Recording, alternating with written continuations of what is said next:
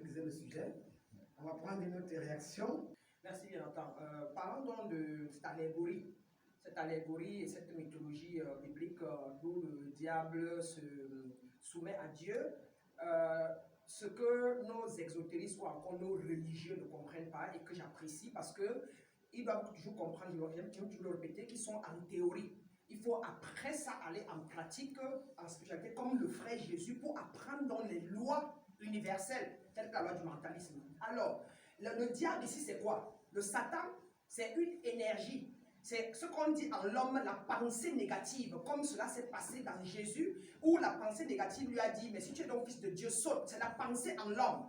Et Dieu en l'homme, c'est le côté alpha de Dieu, qui est la pensée élevée de l'homme. C'est dans ce sens-là que Jésus retourne aux hommes quand on dit, tu as blasphémé dans Jean 10. On revient sur le récit de Job. Justement, oui. Nous sommes dans le récit de Job. Je voulais clarifier ça. Le récit de Job, pourquoi Satan donne des explications à Dieu dans le récit de Job? Nous ne sommes pas dans le récit de Jésus. Voilà, c'est donc pour revenir d'abord, non seulement il est bien dit que ça, c'est pas écrit à la 6e dimension, mais les gens le lisent à la 3e. Donc maintenant, je voulais déjà expliquer ce langage-là à la 6e dimension qui veut dire des énergies.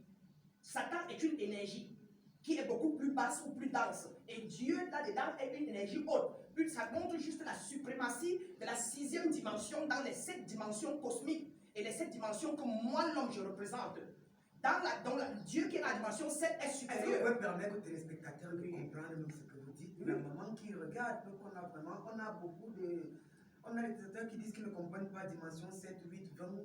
Raboter un peu, polisser un peu le message, hein? Polisser un peu... Si on est en mystique, donc, c'est donc ça le problème. Au cœur des mystères, la mission de démystifier. Voilà la mission première. Et non d'initier les gens à la mystique. Il faut être initié, mais démystifier, c'est ça l'objectif principal ici. D'accord. Je peux donc, si je ramène ça terre à terre, Nathan, et simplement quand vous appelez Satan, vous parlez des attributs ou des éléments ou des mots ou des états émotionnels bas. Des choses qui vous amènent telles que par exemple, je ne veux pas, je suis fâché, la vie est dure. C'est des états émotionnels bas. Et c'est donc les entités du 3e ou de la 2e dimension. Ou encore de la 4e quand vous êtes à la 6e. Maintenant, quand on parle de Dieu ici, on parle de l'entité élevée ou encore des états émotionnels élevés. Est-ce que là, vous ne répondez pas à la question? Qu'est-ce que vous voulez? Pourquoi Satan Parce qu'il est le prolongement de Dieu, mais est beaucoup plus dense. Donc, comme disait... Travaille-t-il en synergie? Bien évidemment, c'est toujours le cosmos.